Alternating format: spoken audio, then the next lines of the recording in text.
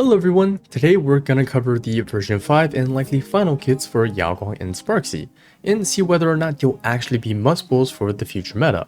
But before that, let's quickly recap on how Elation works. Firstly, make Punchline. Then Aha takes their turn, which makes Elation units launch a skill and also generate personal Punchline. If you want a more detailed explanation, you can watch my other video covering it. Now, first up, let's start with Yao Guang, who is shaping up to be a must-pull for Elation. Her current role is a universal Elation support with a side of DPS. She's like the Anefa to Lunar Reactions in Genshin, which the support was released first, and she was just good, but then became pretty OP once the path was more developed. Now, to start, let's look at what makes her a universal support. This will be because of her ult and Elation skill. Part of her ult will give 20 respan, and the Elation skill gives 16 vulnerability, both for 3 turns. Now, this vulnerability was buffed from 10%, which was traded off with some of her sub DPS capabilities. While it's not the biggest deal, I think it's a pretty solid change, as raw amp is generally the way to go for supports and actually keeps up with HP inflation. Think about how Robin's personal damage used to be pretty OP, but nowadays it kinda just tickles the enemies. We'll likely see this happen again with our current supports, so I believe this will be really nice for her longevity. Now, these two buffs can be used by anyone. In a vacuum, it's a 39.2% damage increase, which, for reference, is Moza levels of amp. ECO Tribute is at 61.2%, and other top tier supports can hover around 120. So if you want to use her outside of an Elation team, you can do it, but it's just not the smartest option.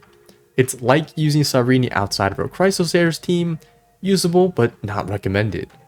So let's move to where she's actually wanted to be used. Elation teams. Here, Yao Guang provides two things, Punchline and Elation damage percent. Her skill deploys a zone which gives 20% of her Elation to all allies, which was buffed in version 3 from 15%. To see how much she can give, well, let's look at her traces first.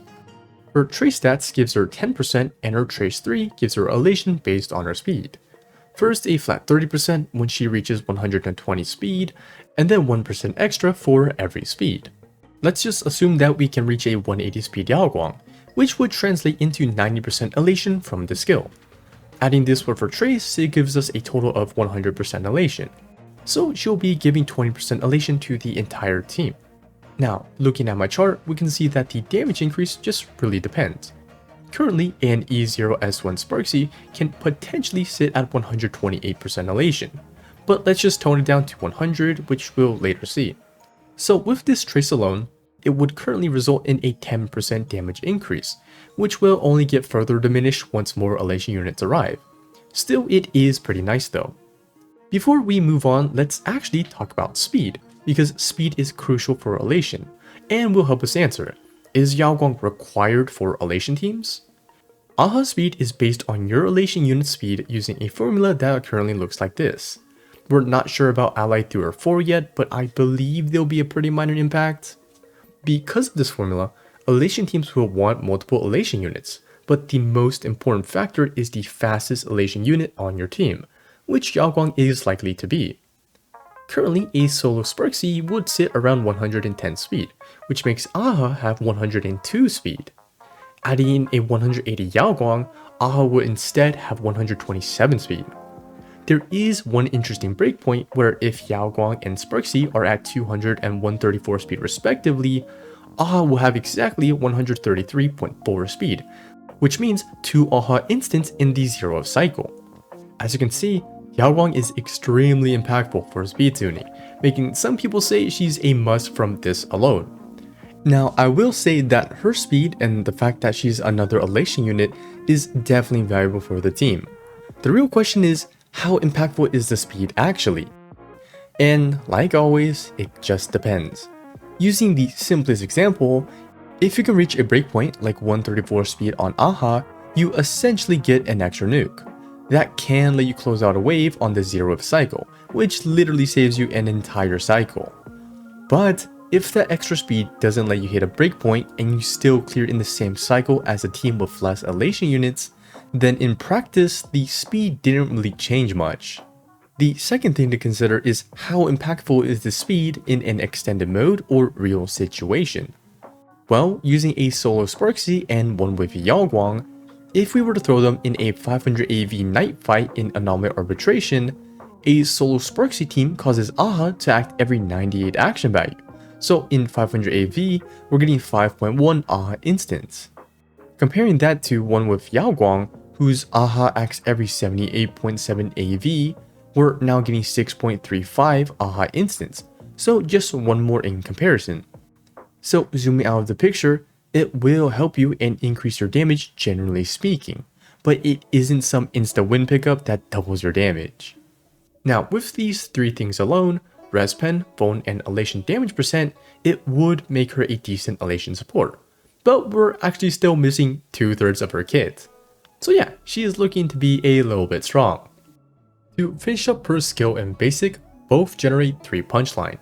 You're gonna want to use skill basic because her basic actually generates 30 energy, which is super nice. Energy is a big deal, as we'll later see. Next, we're going back to the ult, which firstly makes 5 punchline.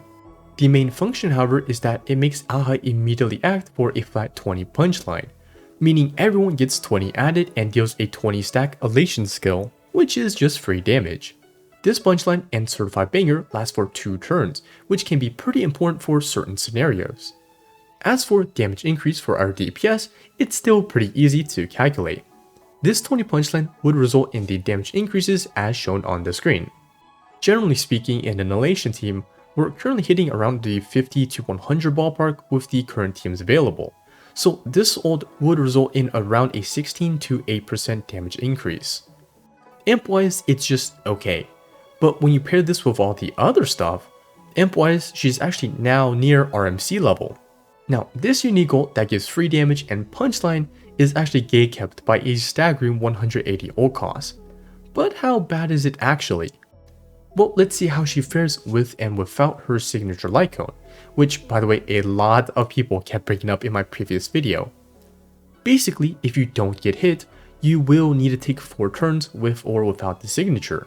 However, for a 3-turn ult, her signature is only missing 3 energy, so she just needs 1 hit, and without her signature, it's missing 14, so roughly 2 to 3 hits. This Lightcone is of course very nice and a sizable upgrade, but it's not some OP Lightcone where you need it or your accounts break if you don't pull. Finally, to finish off her base kit, we have her talent. When she has certified banger and when allies attack, Yao Guang would now deal additional Elation damage depending on if they use SP or not. Also, this damage should be calculated with the attacker stats and whoever has the higher Elation, whether it's the DPS or Yao Guang herself.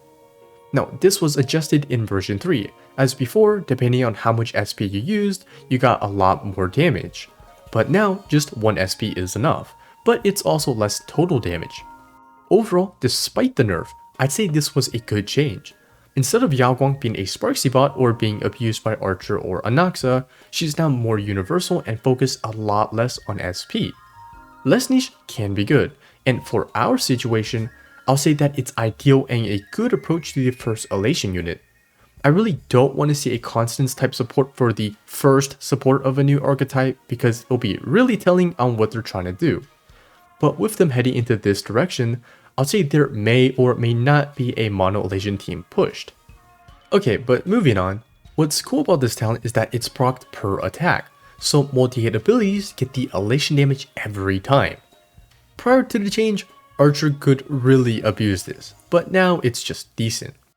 But for a future Elation DPS who can hit many times, this can be a crazy amount of MV depending on how many times they act.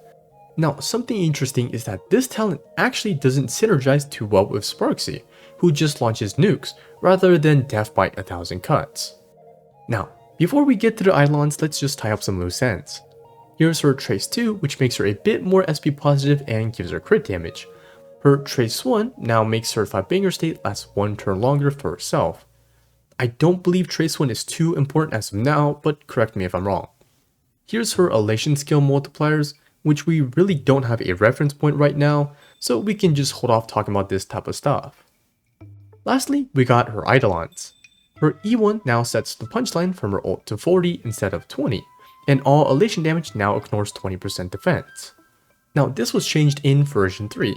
but I think what people are more interested in would be the current version and whether or not you should pull E1 or S1.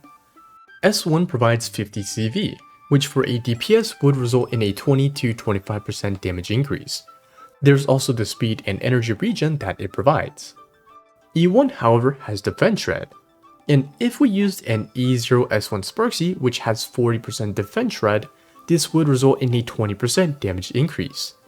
Adding the Punchline to the equation, E1 would be the better option in terms of damage. However, if you prefer the utility that the Lightcone provides, then you could go for that. Overall, I'd say it's pretty balanced between the two options. However, the same cannot be said for E2. This genuinely has to be one of the worst E2s I've seen in a while, which actually isn't that surprising. Most dedicated supports have outright awful E2s, like look at Sundays and Ceredras, they're not that good. And then you compare it to Finons or Castres's, it's not even close. So I guess it's pretty nice for us because it's pretty clear on how we should vertically invest. E1 or S1 and then just snack the other. Don't go for E2. Okay, with all that said, let's now summarize Yao Guang. I'll say that outside of Elation, she's kinda mid, but for Elation, she's providing utility that's similar to the other top tier supports in the respective niches. So if you're planning to play an Elation team, I really don't think you can go wrong with her. She gives a little bit of everything, so there's not really oversaturation, nor will you be lacking anything. For an Elation support, I'd say she'll be a very viable pickup. Now, I don't believe you'll break your account if you don't pick her up. It's not the Dahlia to break scenario who she just solo carries the entire archetype. Remember, we can still invest in the crit, defense shred, and vulnerability. As long as the values are high enough, they'll be perfectly fine in an Elation team, such as the Nova Flare Sparkle, who is really damn strong right now. Meta-wise, I have no doubt that she'll be a tier 0 Elation support, eventually, but for now she's gonna be tier 0.5, because Sparxie will also be pretty dang strong. She's not weak by any means, but her current team isn't fully complete yet. Castris is the honored one, and legit nobody else comes close. Personally, I'd want to put Castris alone in tier 0, but alas, that is not the case. Moving on, it's time for Sparxie. To start off with a rough overview of Sparxie, she's basically Tianheng in Bible Lune, but now on the Elation path. That sums up her kit pretty damn well. For Sparxie, I'm gonna focus on the final version of the kit to keep the video fairly simple. Right now, she's being used as a main DPS, but based on the beta changes and also leaks, she shifted to be a sub DPS, which has some interesting implications that we'll go over later. Now, something I don't see many people talking about is that Sparxie is actually a really weird unit, as she's basically our first actual split scaler in Star Rail. To see what I mean, let's start with her skill. It's an enhanced skill similar to Imbibable Lune. When she uses it, she enters the engagement farming state, and can now use skill points to enhance her basic attack. Now, this skill can be used up to 20 times, with each time being able to give her one of two gifts. She can get Unreal Banger, which just gives one punchline, but there's also Straight Fire, that gives 2 punchline and also refunds 2 skill points. In theory, we can trigger this up to 20 times if we get lucky enough. However, I read somewhere that it's a 20% chance to get Straight Fire, though I'm not exactly sure if that's correct. Regardless, I don't think you should put too much faith on the RNG here. Now, depending on how many times you were able to scale, we'll be adding 40% attack to our initial blast multiplier as shown on the screen. Now here's the weird part. As you can see, this is normal attack scaling, not elation damage like we saw earlier with Yao Guang. In terms of motion value, with 10 enhancements, it's 600% attack, which is less than a Noxus skill at 700%. With 20 enhancements, which is less likely, it'll be 1200%. On paper, it's not too impressive, but when I'm watching beta gameplay, I've seen pre-certified banger Sparxies hit for 800k, which is pretty crazy. Now, because this doesn't do elation damage, it means that this attack can't utilize all the elation damage percent Sparxie's trying to stack. As such, because a decent portion of Sparxie's damage will come from normal damage, I believe that crit and other stats should take priority over elation damage percent. Since crit affects both normal and elation damage, it should be more valuable. This isn't a massive issue, but it's definitely something to keep in mind. So where is a majority of her damage even coming from? Well, the first major source would be her Elation skill, which deals 50% AoE Elation damage and then is followed up with a 25 motion value bounce that hits 20 times. In total, it can be around 550 and up to 750% Elation damage, which is indeed a lot. But again, we really don't have a reference on how much that is for now. This also gives her 2 Thrill, which is basically just Imbiber Lune's extra SP under a different name. Okay, now that we've used an Elation skill and have Certified Banger, we can look at her talent. When Sparxie has Certified Banger, her enhanced basic attack will now deal a blast of 80% Elation damage, and then for every time she triggered engagement farming, she adds another 20% Elation hit to a random enemy. So in theory, her enhanced basic attack can deal up to 480% Elation damage, which is relatively comparable to her Elation skill. So she has 2 big nukes in her arsenal. Now moving on to her ult, it's a 160 cost AoE attack, and at a baseline, it deals 50% normal attack damage, plus 0.6 times her Elation damage percent. It's a pretty weird formula and similar to Firefly's skill scaling. All that to say, this deals normal damage. So assuming a 100 Elation Sparxie, it'll be a 110% attack motion value to each enemy. This by itself is fairly low as most AoE ults deal double that. However, from her talent, there's also an additional 48% Elation damage to each enemy. And once again, we can see that part of ult scales like a normal DPS, and part of it scales like an Elation unit. So yeah, there's some goofy split scaling action in play. For the last augment on her ult, we have Trace 2. Depending on how many Elation characters there are on your team, including Sparxie herself, she'll generate extra punchline.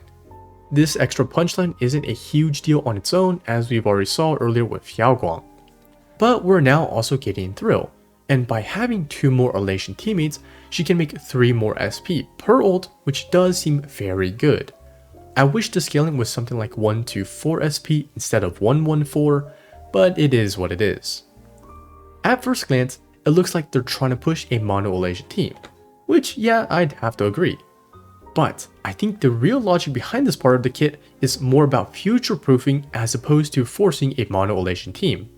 Yao Guang is obviously a support, and Sparxie was said to be a sub DPS.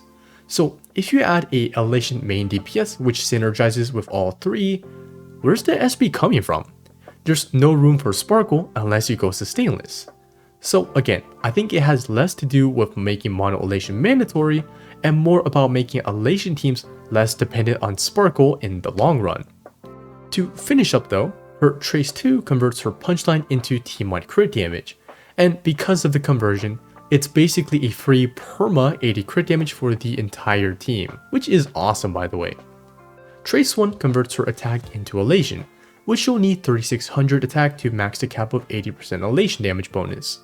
It's of course good, but as we've seen with the split scaling, it would have been pretty nice if it was just more crit as opposed to Elation damage. Her stat traces are also perfect for her as she's getting all she could really ask for with that full offensive spread. Moving on, let's look at her vertical investment. Her E1 is weak. It gives some punchline, but the notable thing is that 15% res pen for the team. Comparing her to other meta sub DPSs, their E1s usually range from a 24 to 30% amp, so it's definitely on the lower end. Looking at her Lightcone, it's a stat stick and provides similar value to other strong Lightcones, with Everknight's being a pretty good comparison. It gives her crit and defense spend, alongside some Elation damage percent for the entire team. Now, the notable thing is how depending on how many Elation units there are on the team, it also increases the team's max SP. Now, as mentioned in my other video, I stated that this aspect from the Lightcone is just okay and isn't some pay-to-win feature. Carrying more SP does not mean generating more SP. If you could only make 5 skill points before Sparxie eats it all, it doesn't matter if you can hold 5, 10, or 20 extra skill points. This, in my opinion, was added to make Elation teams less reliant on Sparkle in the long run. If you don't have or want Sparkle, you can just invest into the Lightcone and carry more SP that way. Moving on, if I had to say between E1 or S1, it'd definitely be S1. Ignoring the fact that her E1 is just kinda weak, This Lightcone, because of the nature of Elation, can be used for multiple DPSs as a pure stat stick, and all you're realistically missing is that 20% Elation, which is whatever. However, her E2 is just Imbibe Lunay's E2, but better in every regard. Extra turn instead of action advance to keep the buffs, 2 free SP, and also 40 more total crit damage. Her E1 is pretty mid, but if you can reach that E2, I'd say that it's pretty worth it. And yeah, that's Sparxie's entire kit. As of now, she's a very strong unit and sits alongside the other tier 0.5 DPSs. If Elation eventually releases that SP focused main DPS, I wouldn't doubt that Sparxie and Yao Guang both shoot up to tier 0. Now, I'm not exactly sure how they do that, seeing how Sparxie already eats up all of the SP, but I guess we'll just have to see. Compared to Yao Guang, Sparxie inherently has lower pull value, being a DPS. We can't really predict the future, so it's kinda hard to see whether or not she'll age well. We don't know if she's gonna be like a Glaya who promoted attack and speed, and then everyone else after decided to be HP scalers. Or perhaps she's the Evernight variant of the Mono Elation team. And yeah, that's the video. I hope I provided some insight to our future units and helped you better understand the kits. As for the future, I really hope that Elation expands to different archetypes, so it's not just Remembrance 2.0 again. Currently, Sparxie is the SP focused Elation unit who can work well with hypercare units like Sparkle or Danheng PT, and Yao Guang is a universal support. So if they make a follow-up or debuff focused Elation unit that pairs well with Fei Xiao or Acheron, that'll be a super cool way to bring them back into the meta. Having Elation revisit older teams with these new mechanics would be super cool. If they want to eventually make a mono Elation SP team, that's fine, but at the very least, make Elation units which follow different niches so other people can use this new mechanic without needing to pull for one specific team. Now, besides that little rant, I'll put some videos on the screen if you're interested in Elation or the Nova Flare units which you may find useful. And with that said, thank you guys so much for watching, and peace.